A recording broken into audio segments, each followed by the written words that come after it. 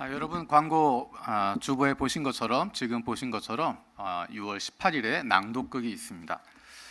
굉장히 의미 있는 시간이 될 것 같고요. 여기 나와 있는 윤학자 여사 여러분 많이 들어보셨겠지만 굉장히 중요한 한국 역사에서도 또 한국 일본 관계에서도 굉장히 의미 있는 중요한 분입니다. 그래서 그분의 이야기를 다루고 있는 낭독극 여러분 기대하시면서 참여하시고 또 주변 분들한테도 소개해 주시면 좋겠습니다. 특별히 가까이 살고 있는 일본인 또 이웃이나 친구들에게 내용이 한국과 일본 연결되어져 있는 또 서로 사랑하고 섬기는 그런 내용이니까 편안하게 초대하실 수 있을 것 같아요. 그래서 여러분들 초대권 가져가셔서 또 나눠드리고 같이 격려하셔서 6월 18일에 함께 참여하시면 좋겠습니다. 우리 교회 방문해 주신 분이 계십니다. 손만 이렇게 들어주시면 될 것 같아요. 우리 주가영 자매님, 또 함께 방문하신 최성한, 김윤영, 최이호 님 계십니다. 한번 손 들어주시겠어요? 예, 저 뒤에 계십니다. 우리 박수로 같이 환영하도록 하겠습니다. 반갑습니다. 또 예배팀에 문의하셔서 또 등록하시는 과정들은 문의하셔서 진행하시면 되겠습니다. 우리가 지난주 또 그 전주에 2주 동안 동경 그레이스 교회 위해서 같이 또 헌금했었습니다. 동경 그레이스 교회 선교관 이전을 위해서 선교사님이 부탁하신 우리 교회가 요한 동경교회가 좀 도와주시면 좋겠습니다 했던 부분보다 훨씬 더 많이 우리 교우들이 헌금하셔서 주중에 전달을 했고요. 또 선교사님께서 감사하다고 또 전화 연락 주셨습니다. 힘들고 어려움 또 도움이 필요한 우리의 이웃들 또 형제 교회들 많은 사역자들 도울 수 있는 저 여러분을 되었으면 좋겠습니다. 같이 헌금 위해서 같이 기도하겠습니다. 살아계신 아버지 하나님, 6월달이 시작됐습니다. 지난 5개월 동안도 하나님께서 함께하여 주셔서 여기까지 오게 하셨음을 기억합니다. 또 오늘 아침에 지진을 통해서 우리가 있는 곳이 어떤 곳인지를 다시 한번 기억하게 하시고 우리의 생명이 내 손에 있는 것이 아니라 하나님 손에 있음을 다시 한번 기억하게 하시니 감사드립니다. 우리에게 맡겨주신 물질에 붙잡히지 않게 하시고 우리에게 주신 건강 허비하지 않게 하여 주시고 내게 허락하신 시간 소모하지 않게 하여 주옵소서.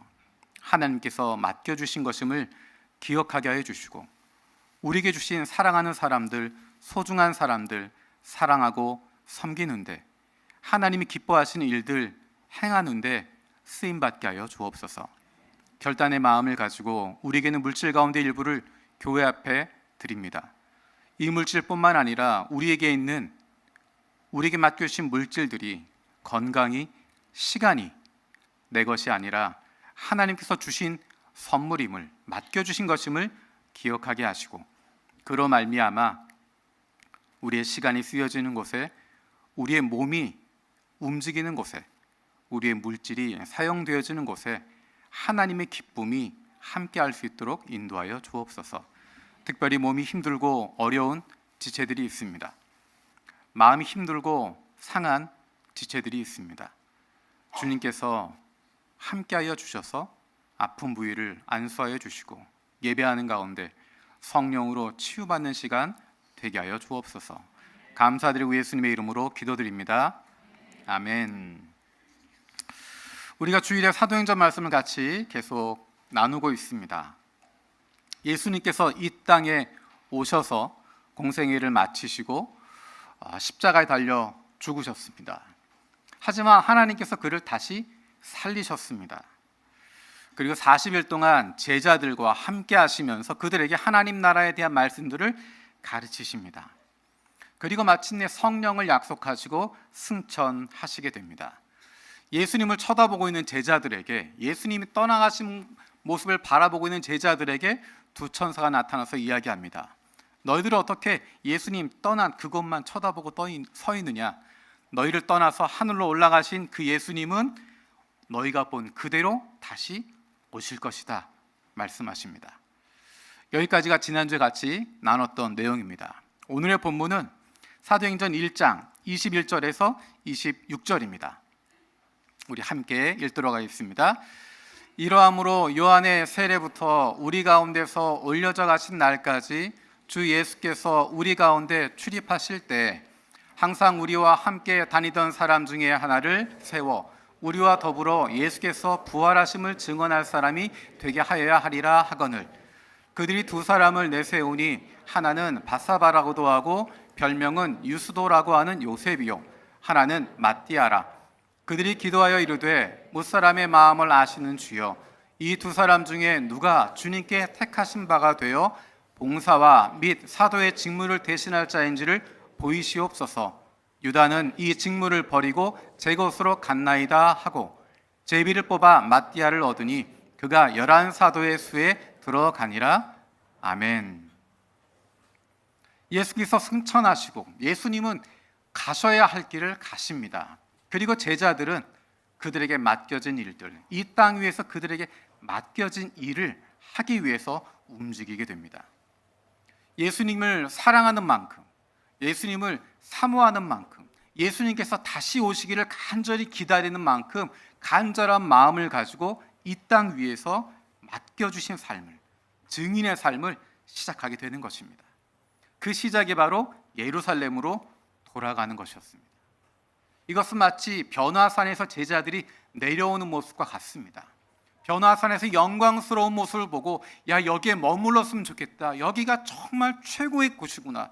이곳에서 영적인 황홀함을 경험하게 되고 영적인 만족을 경험하게 되고 은혜가 충만하게 되어진 그 장소에 머물고 싶지만 예수님께서는 제자들에게 내려가자 이야기하십니다. 거기가 머물러 있을 곳이 아니다. 거기에 머물러 있을 곳이 아니라 너희는 내려가야 된다. 왜냐하면 그곳에 내려간 곳에 부르심이 있고 그곳에 할 사역이 있고 그곳에 내가 만나야 할 사람들이 있고 그곳에 내가 영향을 주고 함께 해야 할 사람들이 있기 때문이다. 우리의 삶의 자리로 돌아가라고 말씀하시는 것입니다. 제자들은 승천하신 예수님을 바라보는 것, 그 마지막 순간까지 바라보고 있는 것, 그것이 그들에게 너무너무 감사한 순간이었지만, 은혜 충만한 순간이었지만 그들은 주님의 명령을 기다리며 삶의 자리로 돌아갑니다. 예루살렘으로 돌아가게 됩니다. 여기 더 이상 머물러 있지 말고 은혜 받았던 자리, 눈물 흘렸던 자리, 뜨거운 영적 체험을 하고 영적으로 만족한 상태, 거기에만 머물러 있는 것이 아니라 주님을 사랑하는 만큼, 주님을 사모하는 만큼, 주님의 재림을 기다리는 만큼, 주님의 나라가 이 땅에 이루어지기를 간절히 원하는 만큼 나에게 가라고 하신 그곳에 가라, 그곳으로 돌아가라, 그 삶의 자리에 있어라. 그리고 그 자리에서 예수를 따르는 그리스도인으로 살아가라고. 예루살렘과 온 유대와 사마리아와 그리고 땅 끝에까지 가서 증인으로 살고 있어라 라고 말씀하십니다. 이제 땅 위에 남아있는 제자들이 드디어 예루살렘으로 돌아갑니다. 그들의 이름이 등장하고 있는 것이 13절입니다. 우리 사도행전 1장 13절 세 번역으로 같이 읽어보겠습니다. 시작. 그들은 성 안으로 들어와서 자기들이 묵고 있는 다락방으로 올라갔다. 이 사람들은 베드로와 요한과 야고보와 안드레와 빌립과 도마와 바돌로메와 마테와 알페오의 아들 야고보와 열심당원 시몬과 야고보의 아들 유다였다. 14절입니다. 이들은 모두 여자들과 예수의 어머니 마리아와 예수의 동생들과 함께 한 마음으로 기도에 힘썼다. 예수님의 제자들이 그 예수와 가까이 하고 있었던 가장 가까운 이들이 마가의 다락방으로 돌아가서 기도에 힘썼다라고 합니다. 어떤 기도를 했을까? 예수님의 제자들이 예수님을 떠나보내고 예수님이 죽으신 것이 아니라 부활하셨고 승천하셨는데 그 기쁨을 가지고 돌아와서 제자들이 어떤 기도를 했을까? 흥분된 마음으로 앞으로 우리가 무엇인가 해야 되겠다 계획을 세우고 그러고 있었을까? 자세히 생각해 보면 제자들의 머릿속은 텅 비어 있습니다. 무엇을 할지 모릅니다. 우리는 예수님의 십자가의 사건도 알고 예수님이 부활하신 것도 알고 하나님 보좌 우편에 앉아 계신 것도 알고 있어서 무엇을 해야 할지 분명히 알고 있지만, 예수님을 따라가고 있을 때 예수님의 십자가가 얼마나 중요한지도 알고 있고 우리가 그 길을 따라야 한다는 알고 있고 예수님이 부활하신다는 것도 알고 예수님 승천하시지만 다시 오실 것도 알고 있기 때문에 우리의 길이 명확하다고 생각하지만, 제자들은 그렇지 않았습니다. 지난주에 이야기했던 것처럼 제자들이 예수님을 따르고 있었던 것은 그들 마음 가운데 있었던 유대인들이 가지고 있었던 열정이 중심 가운데 있었습니다.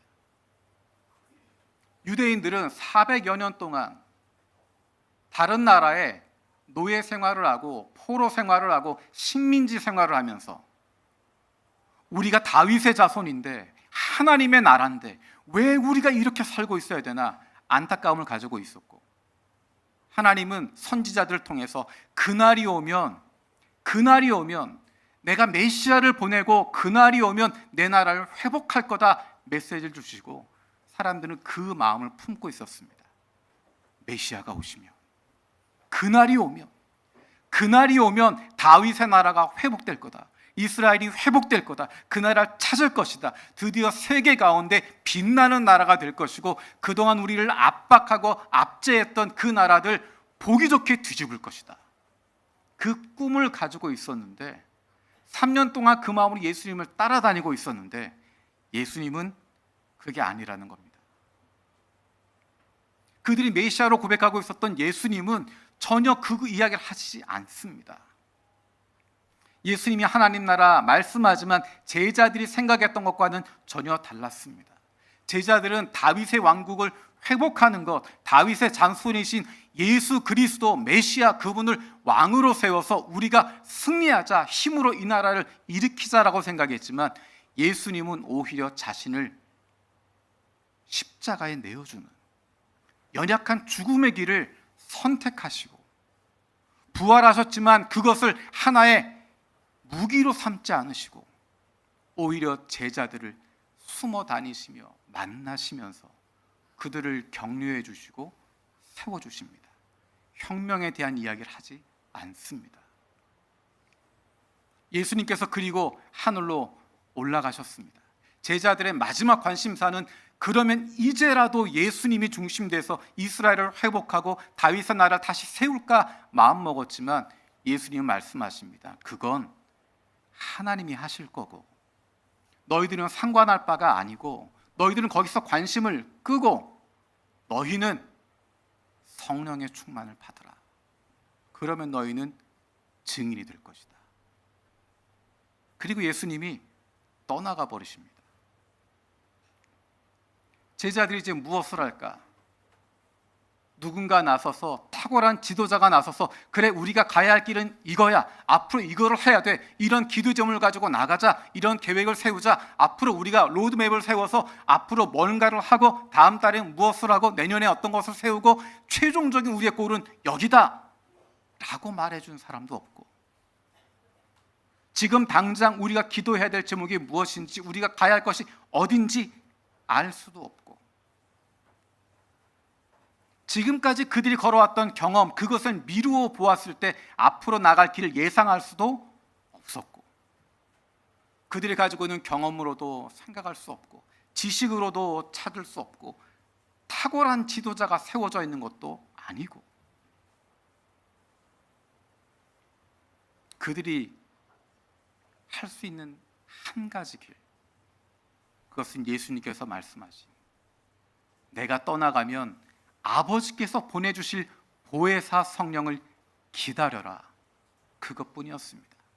다른 선택의 여지가 없었습니다. 예수님을 떠나버리거나 완전히 예수님을 떠나서 자기 길을 가거나 아니면 말씀하신 대로 하나님께서 보내주실 보혜사 성령 그분을 기다리거나, 두 가지 외에는 선택의 길이 없었습니다. 보혜사 성령 그분이 오시면 너희들을 고아처럼 내버려 두지 않으실 것이다. 너희들로 하여금 깨닫게 하실 것이다. 너희들이 무엇을 해야 할지, 어디로 가야 할지 알게 하실 것이다. 너희를 변화시켜 주실 것이다. 너희를 새 힘을 주실 것이다. 너희가 증인이 되게 하실 것이다. 다른 길이 없었습니다.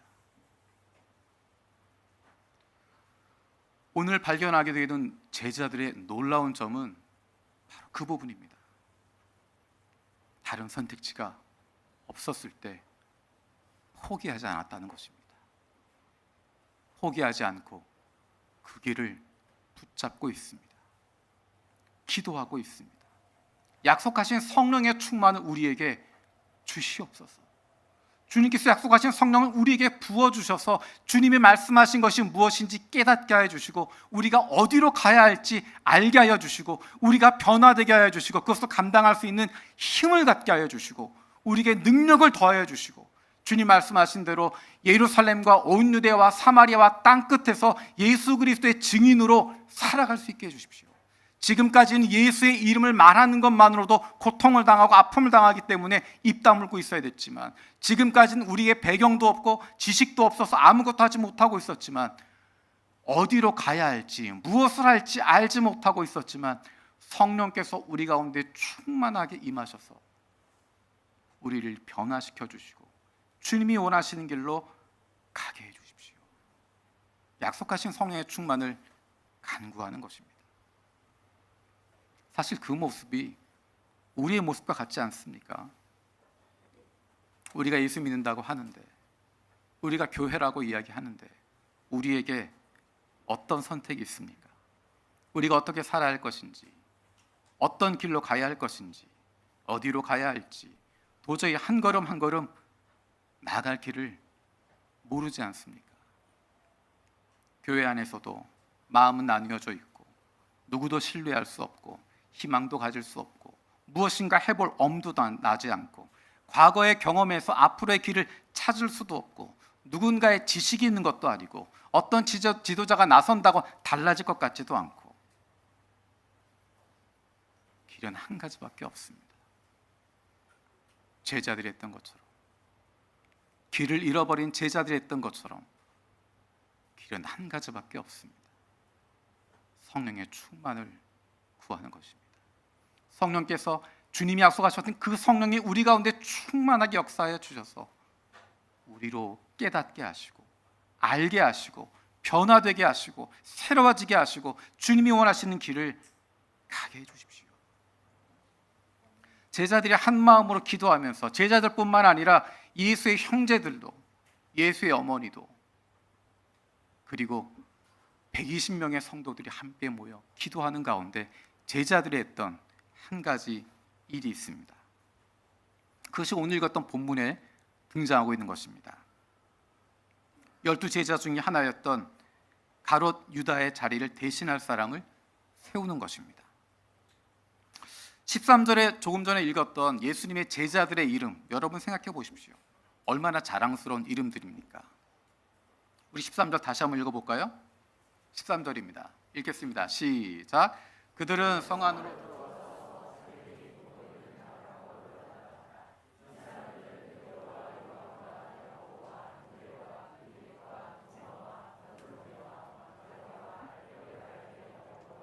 열심당원 시몬과 야고보의 아들 유다였다. 제가 능력의 한계를 경험하면서 안타까울 때가 참 많이 있는데, 제가 좀 능력이 있으면 동영상을 딱 편집하면 좋을 것 같아요. 지금 이거 나오면서 여러분 머릿속으로 한번 생각해 보세요. 제가 못하니까 여러분 머릿속으로 그냥 영화 장면을 떠올리는 거예요. 그들은 성 안으로 들어와서 제자들이 11명이 쫙 성 안으로 들어갑니다. 다락방으로 들어갑니다. 들어가는데 한 사람씩 얼굴이 탁 클로즈업 되는 거예요. 약간 험상 궂고 막 좀 성 다혈질의 얼굴이 탁 떠오르면서 지나가면서 베드로, 그 다음 사람 탁 지나가면서 요한, 야고보, 안드레, 빌립, 그래서 도마, 바돌로메, 마태, 알페의 아들 야고보, 열심당원 시몬, 야고보의 아들 유다. 이 11명의 얼굴들이 한 명씩 탁 클로즈업 되면서 지나가는 거예요. 그림 그려주시죠? 얼마나 멋있는 장면이에요. 얼마나 멋있는 장면이에요. 그런데 이 아름다운 이름, 자랑스러운 이름과 완전 대조되는 한 사람 이름 등장합니다. 무려 16절에서 20절까지 이야기가 등장합니다. 우리 16절부터 한번 읽어볼까요? 16절부터 시작. 형제자매 여러분, 예수를 잡아간 사람들의 앞잡이가 된 유다에 관하여 성경이 다윗의 입을 빌어 미리 말씀하신 그 성경 말씀이 마땅히 이루어져야만 하였습니다. 그는 우리 가운데 한 사람으로서 이 직무의 한 몫을 맡았습니다. 그런데 이 사람은 불의한 삭수로 밭을 샀습니다. 그러나 그는 거꾸러져 배가 터지고 창자가 쏟아졌습니다. 이 일은 예루살렘에 사는 모든 주민이 다 알고 있습니다. 그래서 그들은 그 땅을 자기들의 말로 아겔다마라고 하였는데 그것은 피의 땅이라는 뜻입니다. 시편에 기록하기를 그의 거처가 폐허가 되게 하시고 그 안에서 사는 사람이 없게 하십시오 하였고 또 말하기를 그의 직분을 다른 사람이 차지하게 해주십시오 하였습니다. 여기 등장한 사람이 누굽니까? 유다입니다. 이 유다와 구분하기 위해서 굳이 야고보의 아들 유다라고 이름이 등장되어 있습니다. 가론 유다. 이 사람에 대한 이야기가 16절에서 20절까지 쭉 등장합니다. 예수를 잡아간 사람들의 앞잡이, 불의한 삭슬 받았다. 그리고 그가 어떻게 죽었는지 성경에는 자세히 기록되어져 있습니다. 목매달아 죽었다. 그런데 목매달아 죽은 것이 아니라 목매달았다가 떨어져서 거꾸로 떨어져서 배가 터지고 창자가 다 쏟아져 나와 죽었다. 그것을 예루살렘에 사는 모든 주민이 다 알고 있다. 예루살렘에 살고 있는 모든 주민이 다 유다가 그렇게 거꾸로 떨어져서 배가 터지고 창자가 쏟아져서 죽은 것을 알고 있다라고 하는 것은 모든 사람이 그가 저주받았음을 분명히 알고 있는 것입니다. 그는 저주받았구나. 하나님의 아들 예수 그리스도를 팔아먹었던 그가 저주받았구나. 뿐만 아니라 그가 죽었던 자리 그것도 그 장소도 저주받게 됩니다. 얼마나 비참한 최후를 가지게 됩니까? 그런데 놀라운 것은 13절에 나와 있는 사람들과 지금 읽었던 16절에서 20절에 나와 있는 사람, 이 사람들이 지난 3년 동안 함께 지냈던 사람이라는 것입니다. 함께 먹고 자고 함께 예수를 따르고 예수의 기적의 현장에 있었고 함께 은혜를 받았고 함께 그 길을 걸었던 사람들이라는 것입니다. 우리 21절, 22절 함께 읽어보겠습니다. 21절, 22절. 그러므로 주 예수께서 우리와 함께 지내시는 동안에 곧 요한이 세례를 주던 때로부터 예수께서 우리를 떠나 하늘로 올라가신 날까지 늘 우리와 함께 다니던 사람 가운데서 한 사람을 뽑아서 우리와 더불어 부활의 증인으로 삼아야 할 것입니다. 가론 유다는 다른 곳에 있던 사람이 아닙니다. 이 11제자와 함께 지내던 사람입니다. 그래서 늘 열둘이라고 불렸습니다. 늘 열둘이라고 불리면서 예수님과 가장 가까이에 있었고 예수님 측근에 있었고 예수님 옆에서 사역하고 있었고 예수님이 일으키는 기적의 현장에 있었고 오병이어를 먹고 즐기고 있었고 예수님 곁에 있으면서 함께 지냈던 다른 11사도와 함께 지냈던 함께 먹고 살았던 사람입니다. 그런데 이제 사도행전이 시작되면서 전혀 다른 길을, 전혀 다른 결과를 보여주고 있습니다. 우리가 기억해 보면 예수님을 따라다니고 있었을 때 이 12 사이에는 별다른 차이가 보이지 않습니다. 예수님의 십자가 사건 일어나기 전까지 제자들 가운데 있었던 다툼 여러분 기억하시죠? 누가 더 크냐라는 것입니다. 누가 더 중심 인물이냐, 누가 더 권력을 가지고 있느냐, 누가 더 예수에게 가까이 있느냐라는 것으로 싸웁니다. 거기에 치맛바람까지 등장해서 요한과 야고보의 어머니가 등장해서 예수님에게 청탁을 합니다. 그것 때문에 다른 제자들이 분해합니다. 우리 어머니는 뭐 하고 계시나? 누가 더 높은 자리에 올라가나? 요한과 야고보가 더 높은 자리에 가는 거 아닌가? 더 총애를 받는 거 아닌가? 그런 마음들 가지고 있습니다. 솔직히 이야기해서 13절에 나와 있는 그 11제자와 가론 유다와 어떤 차이가 있습니까? 이 11명의 제자가 가론 유다보다 떳떳한 부분이 있습니까? 우리가 지금 입장에서 보니까 가룟 유다는 저주받은 사람이고 나머지 11제자는 훌륭하다라고 생각할 수 있겠지만, 그들의 입장에서 보면 이 11제자와 그 가룟 유다와 어떤 차이가 있었을까? 11제자가 가룟 유다보다 더 열심히 있었고 더 똑똑하고 더 헌신된 사람입니까? 가룟 유다는 예수님의 공동체 안에서 돈자루를 맡았던 사람이다라고 이야기합니다. 돈자루를 맡았다라고 하는 것은 돈을 관리할 줄 안다는 사람입니다. 그만큼 배운 사람이고 지식도 있는 사람이고 능력도 있는 사람입니다. 물론 그가 돈자루를 맡아서 그 안에 있는 것들을 훔쳐가긴 했지만 다른 제자들보다 계산 능력도 있고 경제적인 부분이나 경영의 부분이나 여러 가지 부분에서 앞서 있었던 것은 분명합니다.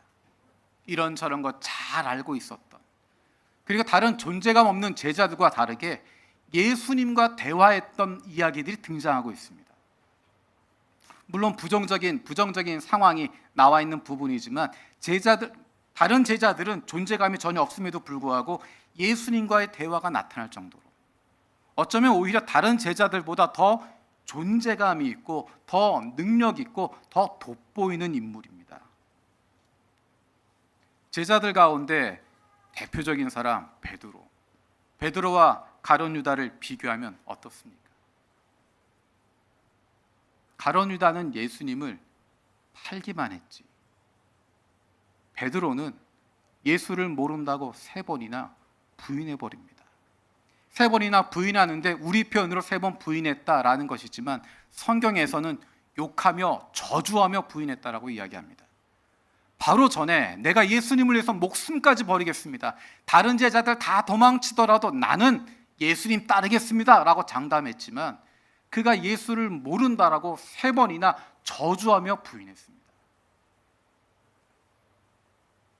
잘 모르고 예수를 팔아버린 것과 의도적으로 예수를 3번씩이나 부인하고 저주했던 것과 어떤 것이 더 큰 죄일까? 차이점은 그 다음에 있습니다. 베드로의 놀라운 점은 자기의 한계에 대한 자세입니다. 내가 실패했구나. 그것에 대해 대처하는 모습입니다. 베드로가 실패했던 유명한 장면이 물에 빠지는 장면입니다. 폭풍 속에 오신 예수님을 바라보고 당신이 주님이시면 나더러 물 위로 오라고 해주십시오. 예수님이 오라 하니까 물 위로 걸어갑니다. 갈릴리 호수를 걸어가다가 바다를 보고 두려워서 빠집니다. 어떻게 보면 실패하는 모습입니다. 그때 베드로의 모습이 어땠나? 베드로는 예수님에게 손을 내밀고 있습니다. 주님 도와주십시오. 손을 내밀고 있습니다. 사실 저 같은 트리플 A 극소심형은 그렇게 못할 것 같아요. 내가 믿음이 없어서 빠지는구나. 주님만 바라봤어야 되는데 주님을 바라보지 않고 바다를 바라보니까 내가 빠져들어가는구나. 나는 빠져 죽어도 마땅해. 창피해서 어떻게 예수님에게 손을 내밀겠어? 어떻게 도와달라고 해? 근데 베드로는 트리플 O형 같아요. 도와주십시오. 자기가 했던 거 잊어버리는 거예요. 상관하지 않는 거예요. 왜 그럴까요? 예수님을 신뢰하기 때문입니다. 내 한계를 알기 때문이에요. 나는 할 수 없다는 것을 압니다. 내 능력으로 풀어갈 수 없다는 것을 압니다. 그래서 예수님께 도와달라고 이야기하는 것이고, 놀라운 것은 예수님께서 그를 골탕 먹이지 않습니다. 넌 좀 빠져봐야 돼. 물 좀 먹어야 돼. 그게 아니라 즉시 손을 내밀어서 그를 붙잡았다라고 하십니다. 살려주고 나서야 왜 이렇게 믿음이 연약했니 하십니다. 베드로는 예수님을 3번이나 부인했습니다. 저주하며 부인했습니다. 그리고 예수님과 눈이 마주쳤습니다. 그 상황이 어땠습니까? 도저히 자기 자신을 용서할 수 없는 상황입니다. 내가 무슨 짓을 한 거지? 내가 어떻게 그럴 수가 있지? 그리고 밖에 나가서 통곡했다고 이야기합니다. 그런데 베드로는 통곡하고 주님께 나아가 도움을 구합니다. 예수님께서 요한복음 21장에서 베드로에게 손을 내밀어 주십니다. 네가 나를 사랑하느냐 물어보시는 장면이 바로 예수님이 그에게 손을 내밀어 주시는 장면입니다. 베드로는 그 손을 붙잡습니다. 예, 제가 주님을 사랑합니다. 주님을 사랑합니다. 내가 주님을 사랑하는 줄 주님께서 아십니다. 자기의 실패를 인정하고 그것을 벗어날 길이 예수님밖에 없다는 것 알기 때문에 예수님의 손을 붙잡습니다. 그런데 가룟 유다는 스스로 감당할 수 없는 짐임에도 불구하고 내가 끝내버리겠다 생각합니다. 내가 중심이 되어서 예수에게 손 내밀지 않고 내가 끝내버리겠다. 내가 지은 죄 내가 갚겠다. 내 선에서 해결하겠다 생각해버립니다. 그리고 그는 비참한 이름으로 남게 됩니다. 6월달이 호국 보훈의 달이라고 이야기합니다. 호국 보훈의 달이 이렇게 설명합니다. 나라를 위해 목숨을 바친 순국 선열과 호국 영령, 민주화운동 희생 영령의 헌신을 기억하고 감사의 마음을 전하는 호국 보훈의 달입니다. 6월 6일은 현충일입니다. 한국에선 굉장히 중요한 날이지만 우리하고는 별로 관계없는 날입니다. 한국은 오늘, 내일, 모레 계속 쉬는 연휴이기 때문에 얼마나 감사한 날인지 모릅니다. 한국민족문화대백과 사전에 현충일을 이렇게 규정합니다. 국토방위에 목숨을 바친 이의 충성을 기념하는 날. 왜 하필이면 6월 6일 날이 현충일일까? 한번 찾아봤습니다. 24절기 중에 하나인 망종이라고 하는 절기와 관계가 있다고 합니다. 망종이라고 하는 때는 보리수확을 마치고 모내기를 시작하는 때래요. 그때가 우리와 관계가 없지만 그날이 24절기 중에 가장 좋은 날이랍니다. 가장 좋은 날 중에 하나래요. 그래서 그날 조선시대에서는 6월 6일에 병사들의 유해를 안장했었다. 그래서 가장 좋은 날 나라를 지킨 이들에게 예의를 갖추는 것이 망종에 진행됐다고 합니다. 6월 현충일이 지정됐던 1956년 그때 망종이라고 하는 절기와 6월 6일이 딱 겹쳤대요. 그래서 6월 6일을 현충일로 기념하고 지정하게 됐습니다. 그래서 오늘의 대한민국이 있도록 지키고 나라를 되찾고 지키고 바로 세운 분들의 헌신을 기억하는 날로 삼고 있습니다. 시간이 지나고 나면 어떤 사람은 시대의 영웅으로 기록이 되고 기억이 되고 어떤 사람은 매국노로 기억되기도 합니다.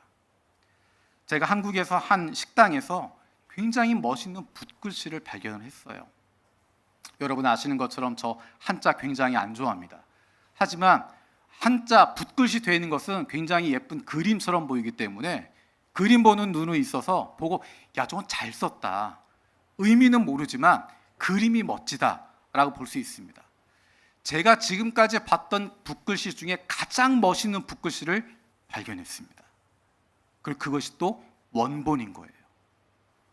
그런데 그 액자를 식당 구석에 잘 안 보이는 데 걸어 놓으신 거예요. 같이 앉아 있는 사람끼리 추측을 하기 시작했습니다. 이게 너무너무 잘 그린, 잘 쓴 붓글씨인데 이거를 왜 옆에다가 감춰놨을까? 가짜일까?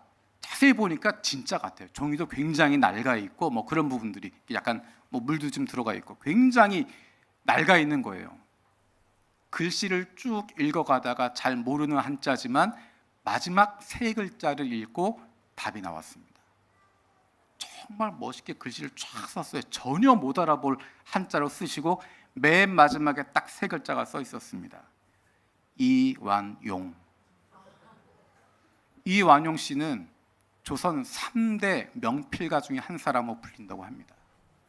정말 멋있는 붓글씨예요. 그때 그는 모든 권력을 가진 것 같은 사람이었고 세상을 다 가진 것 같았고 조선이 그의 수중에 있는 것처럼 생각했던 사람입니다. 하지만 그의 이름은 매국노로 기억됩니다. 그의 후손들조차 그의 이름을 부끄러워하고 그가 남긴 재물은 탐하지만 그의 이름은 이어받으려고 하지 않는 수치스러운 이름으로 남아 있습니다. 우리의 이름은 어떻게 기억되기를 원하십니까? 다른 제자들과 똑같이 예수님 따르고 기적의 현장에도 있었고 은혜의 자리에도 있었습니다. 남들보다 똑똑하고 오히려 다른 사람들을 속여 먹을 만큼 수완도 좋았습니다. 하지만 그의 마지막은 예수를 팔아넘기고 자신의 목숨까지 버리고 말았습니다. 과거에 예수를 잘 따랐던 것, 과거에 다른 사람들보다 우월했던 것, 과거에 인정받았던 것, 과거가 중요한 것이 아니라 지금 내가 어디에 서 있느냐, 지금 내가 어디를 향하고 있느냐, 지금 내가 무엇을 하고 있느냐, 지금 나는 누구냐라는 것에 질문에 답할 수 있어야 됩니다. 지금까지 우리는 어떻게 기억되고 있습니까? 지금까지 수고했습니다. 지금까지 헌신했습니다. 지금까지 은혜의 자리에 있었습니다. 하지만 그것은 지나간 과거의 일에 머물러 있습니다. 지금 어디에 있습니까? 지금 무엇을 하고 있습니까? 과거에 머물러 있지 말아야 됩니다. 중요한 것은 우리가 하나님 앞에 나아갈 그 순간 어떤 이름으로 불리게 될 것인가, 어떤 이름으로 기억될 것인가 하는 것입니다. 열심히 예수를 따랐지만, 기적의 현장에도 있었지만, 은혜의 자리에도 있었지만, 결정적인 순간에 자기의 의를 나타내기 위해서 자기의 목적을 위해 예수를 팔아넘기고 비참한 최후를 맞이하게 되었던, 그리고 12 제자의 이름 가운데 이름이 치워져 버리게 되는, 그가 죽었던 자리마저도 저주받게 되는 그런 이름으로 기억될 것인가? 아니면 내 연약함을 솔직하게 고백하고 주님께 도와달라고 손을 내밀고 염치 없지만 용서해 주십시오라고 눈물을 흘리며 돌아가서 평생도록 나를 용서하신 주님의 용서해 주심과 회복시켜 주심을 기억하며 살아가는 그런 이름이 될 것인가? 기도하겠습니다. 살아계신 아버지 하나님,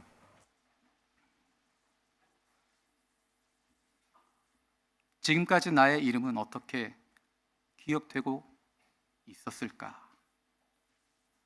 우리의 과거에 머무르지 않고 이제 다시 일어서게 하여 주시고, 우리의 연약함을 솔직하게 고백하고 주님께 도와달라고 손을 내밀고, 내가 어디에 있는지 어디로 가야 할지 모르기 때문에 성령님 나에게 충만하게 임하여 주셔서 우리의 길을 보여달라고, 우리를 인도해 달라고, 우리를 살려달라고 기도할 수 있는, 하나님 앞에 서게 될 때 아름다운 이름으로, 귀한 이름으로, 소중한 이름으로 기억되는 저희들 되게 하여 주시옵소서.